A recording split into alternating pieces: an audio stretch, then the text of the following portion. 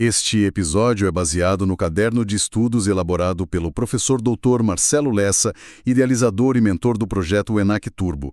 Hoje vamos analisar o caderno 17, cujo tema é a uso capião extrajudicial e atas notariais para fins de uso capião. E, bom, imaginem só o seguinte cenário, né?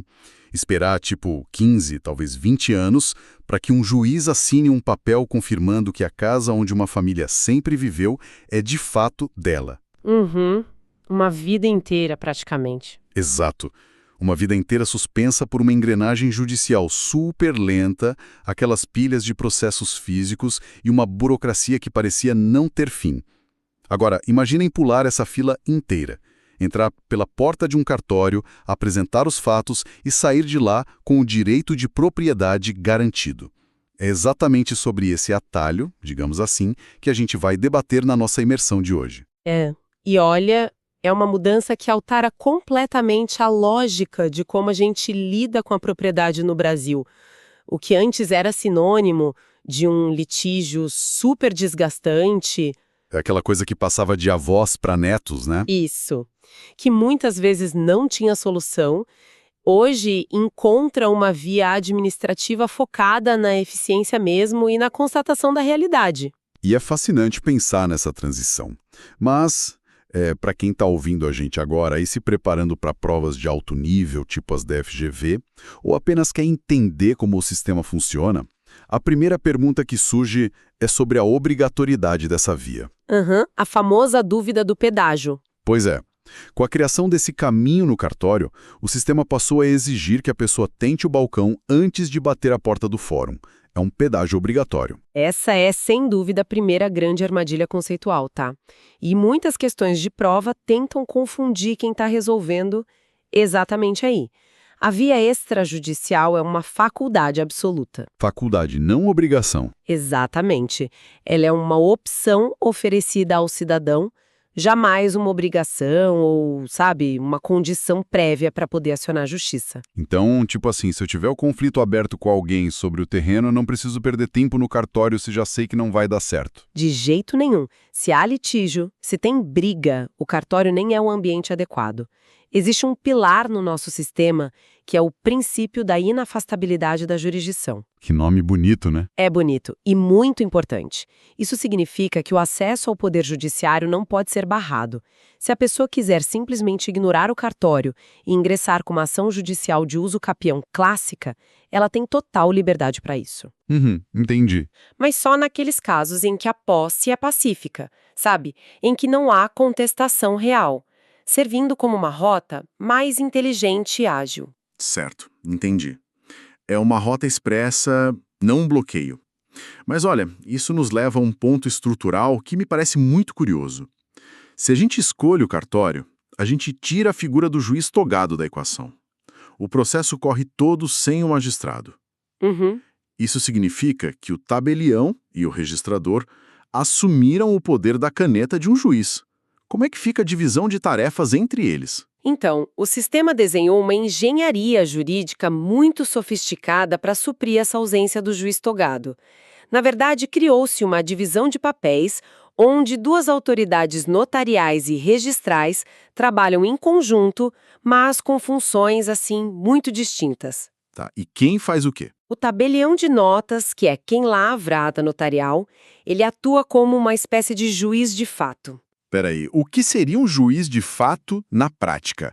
Ele vai até o local com uma prancheta na mão? Literalmente, em muitos casos, sim. O trabalho dele é sensorial e investigativo. Ele constata a realidade material ali. Ele analisa fotos antigas, cruza imagens de satélite do Google Earth ao longo dos anos, ouve os vizinhos, confere se a conta de luz está no nome do requerente há uma década, sabe? Nossa, um verdadeiro detetive. Exato.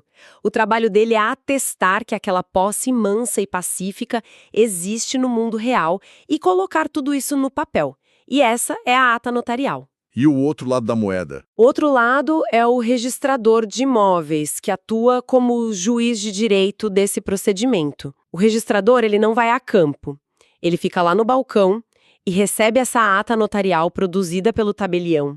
A partir daí, ele faz o que a gente chama de qualificação jurídica do mérito. Pera, Qualificação jurídica do mérito soa como um carimbo extremamente burocrático e complexo. É um termo técnico, né? Sim, na prática, o que esse registrador está fazendo quando recebe a ata? Ele está cruzando os documentos com a lei para ver se tem alguma fraude? É exatamente isso, um filtro de legalidade. Ele vai pegar toda aquela história contada pelo tabelião e verificar se ela se encaixa perfeitamente nos requisitos da lei.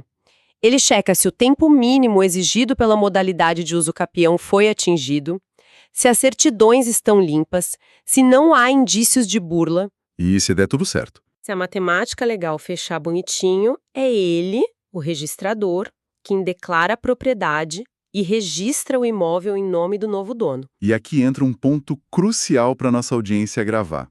Algo que o professor Lessa destaca com muita ênfase no material dele.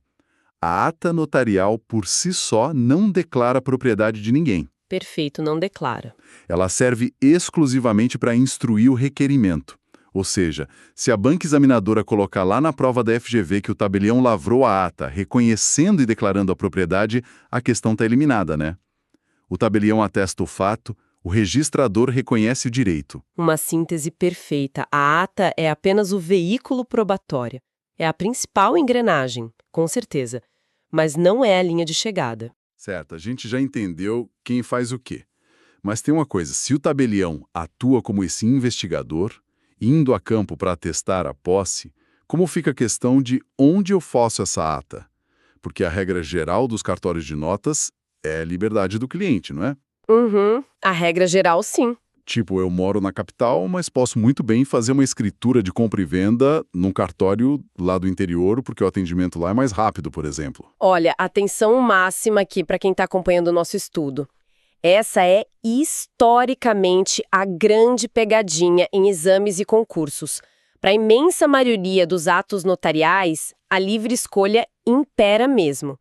Você pode fazer um testamento, uma procuração ou uma escritura, onde você bem entender. Tá. Mas para a ata notarial de uso capium, essa regra é simplesmente implodida. Não existe livre escolha. Nenhuma exceção. Mas, poxa, em tempos de processos digitais, imagens de satélite, assinaturas eletrônicas, isso não soa como um preciosismo geográfico meio desnecessário? Se eu confio num tabelião a 500 quilômetros de distância, por que não usar a tecnologia a favor? É uma boa pergunta, mas tem um motivo forte. Porque o risco de fraude fundiária no Brasil é colossal. O Conselho Nacional de Justiça, o famoso CNJ, precisou impor uma restrição territorial absoluta justamente para evitar a grilagem de terras operada à distância. Ah, faz sentido. Pensa na lógica. Como um tabelião sentado no escritório lá no centro de São Paulo vai ter a sensibilidade local para atestar com segurança que a posse de uma fazenda no interior remoto da Amazônia é realmente mansa e pacífica? A tecnologia ajuda muito, claro, mas não substitui o conhecimento do território e a capacidade de realizar diligências físicas sem depender de terceiros, sabe? É uma proteção do próprio sistema mesmo. O juiz de fato precisa estar no território do fato. Exatamente. Portanto, a ata notarial deve ser lavrada obrigatoriamente pelo tabelião de notas do município onde o imóvel está localizado. Se o terreno estiver na divisa de 2 cidades, por exemplo, é onde estiver a maior parte dele.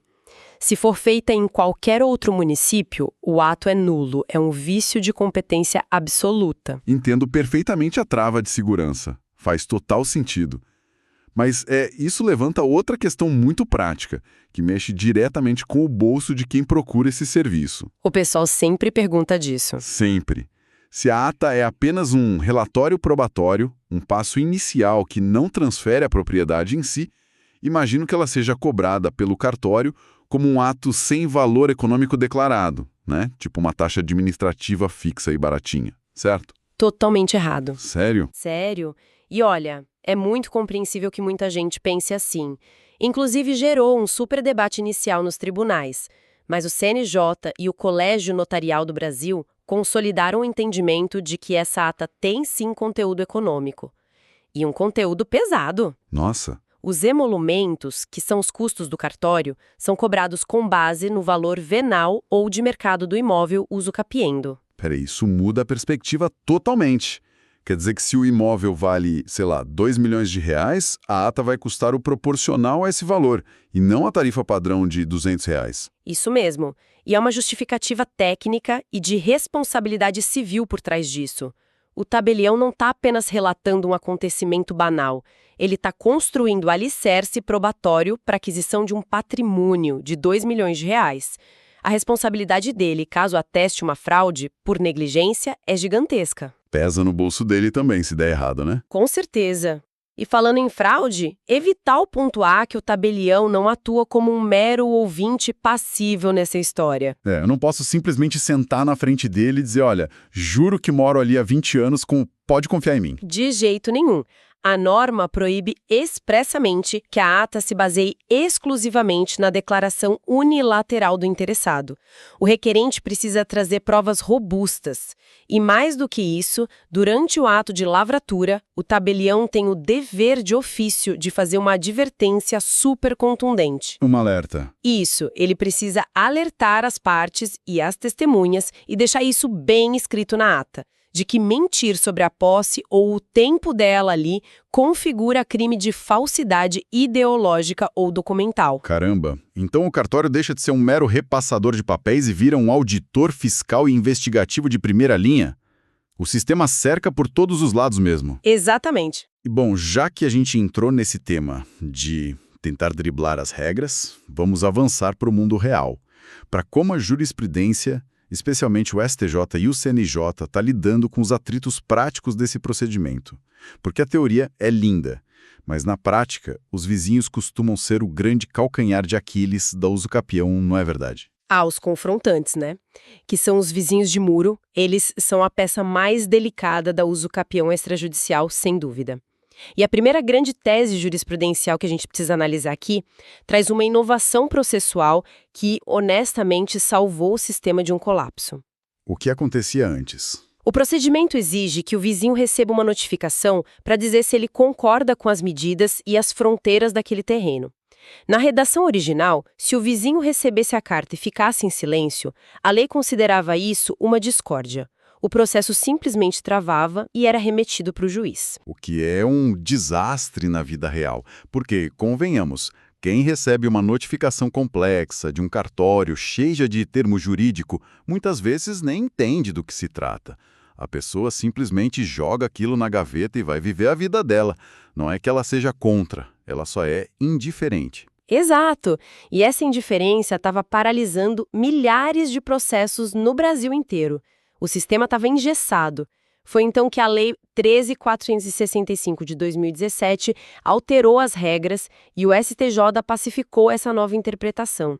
Hoje, no procedimento extrajudicial, a lógica se inverteu totalmente. Como ficou? O silêncio do vizinho confrontante notificado é considerado anuência. É a famosa concordância tácita. Uau! Se ele não reclamar no prazo de 15 dias, o direito não socorre aos que dormem. O cartório entende que está tudo certo e a fila anda.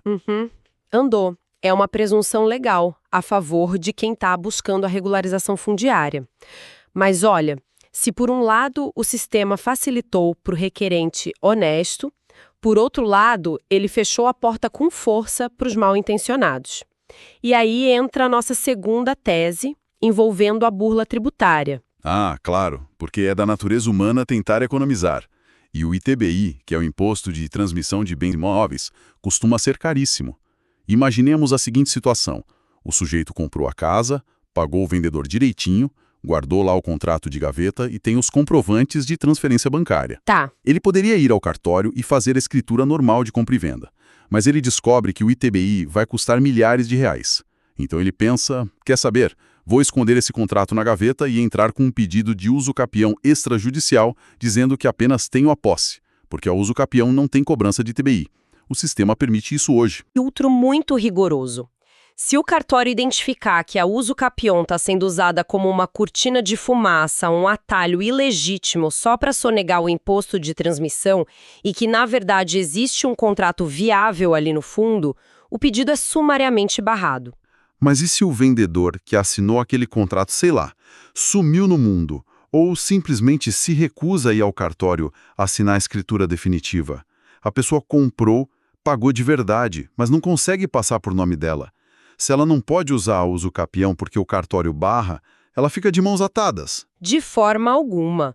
O sistema oferece a ferramenta correta para isso, que é a adjudicação compulsória extrajudicial. Adjudicação compulsória. A via correta é essa adjudicação, que também é feita no cartório.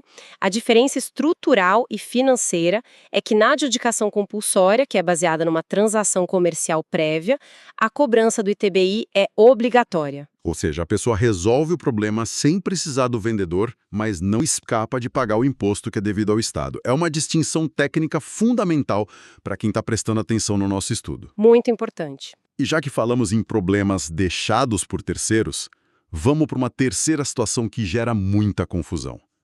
E se a pessoa morou o tempo necessário, cumpriu todos os requisitos da usucapião, mas a matrícula original daquele imóvel está completamente suja? Suja como? O antigo dono oficial do terreno faliu e a matrícula está cheia de penhoras da Justiça do Trabalho, hipotecas de banco, ordens de indisponibilidade. Essa sujeira toda contamina o usucapião. O novo dono herda essas dívidas. Olha, essa é, juridicamente falando, uma das maiores belezas do Instituto da Usucapião. E o STJ já deixou isso muito claro para a gente. A usucapião é classificada como uma forma de aquisição originária de propriedade. E o que originária significa, na prática, para quem está lá com o papel na mão? Significa que a nova propriedade não é uma continuação da antiga. O vínculo com o dono anterior é rompido de maneira absoluta e irreversível. O imóvel nasce com uma ficha limpa para o novo proprietário. Tipo do zero. Isso. É como se a terra tivesse acabado de ser descoberta. Portanto, se havia hipoteca, penhora trabalhista ou indisponibilidade registrada contra o antigo dono, tudo isso cai por terra em relação ao imóvel. O gravame é apagado da matrícula. Peraí, a dívida evapora no ar? Não evapora. A dívida continua existindo, sim, e atrelada ao CPF ou CNPJ do devedor, que é o antigo proprietário. Os credores que busquem outros bens dele.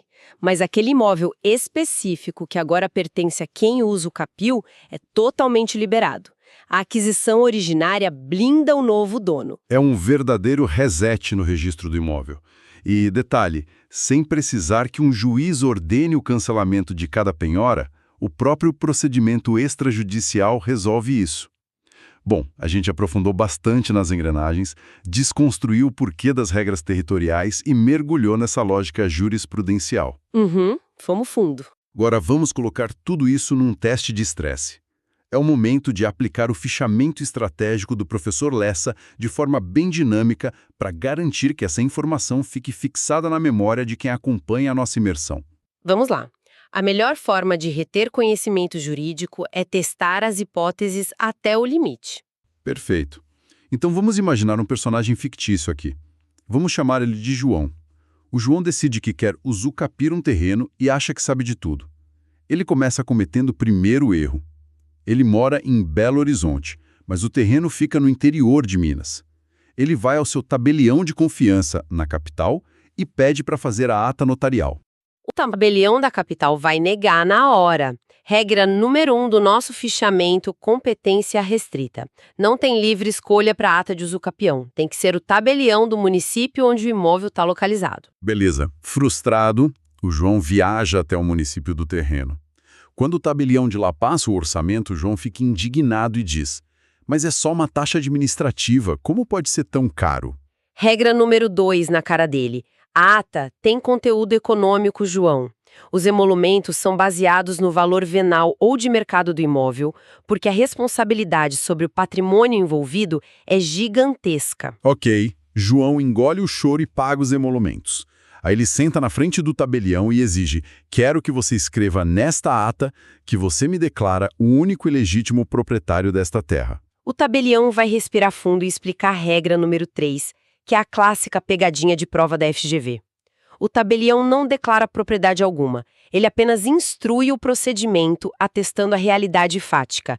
Quem declara o direito é o registrador de imóveis, lá no final da linha. Então o João fala: "Tudo bem, ateste a realidade.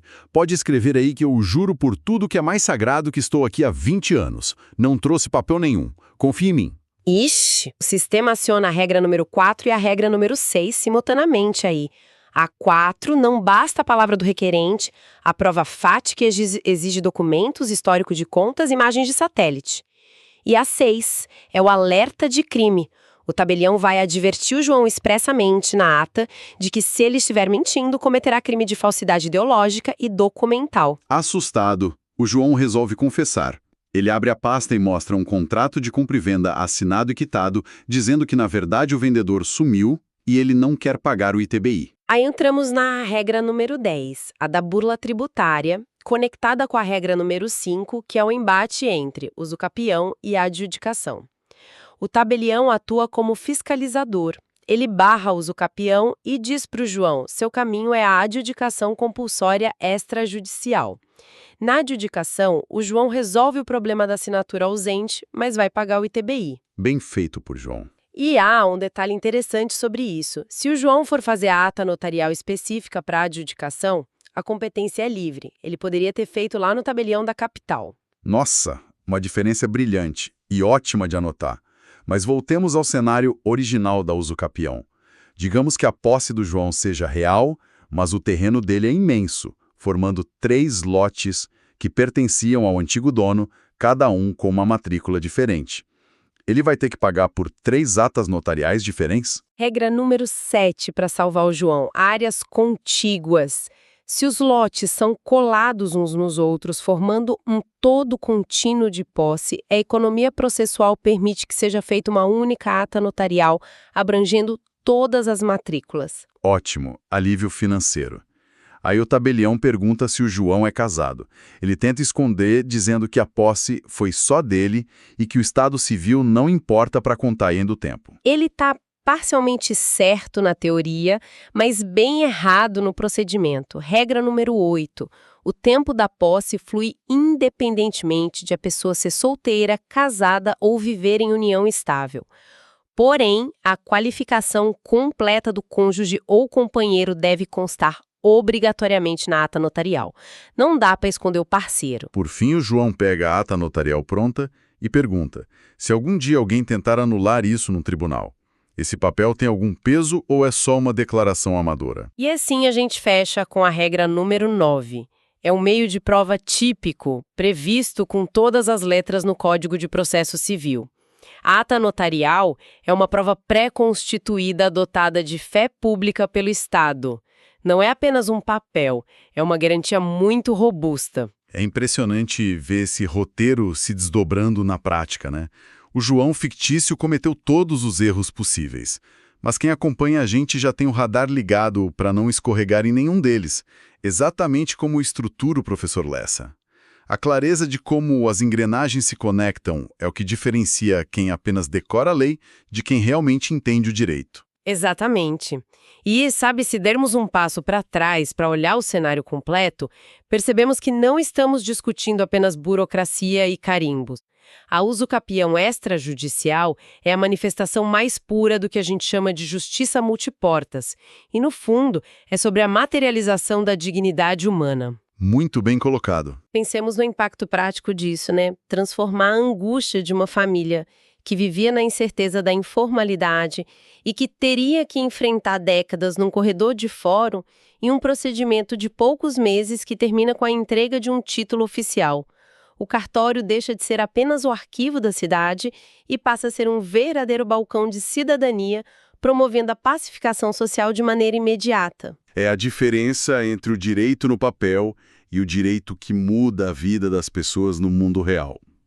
Muito obrigado a todos que acompanharam a nossa imersão de hoje até o fim. Fica o convite para a nossa audiência a algum tema específico ou algum conceito de outro caderno que vocês gostariam de ver dissecado por nós.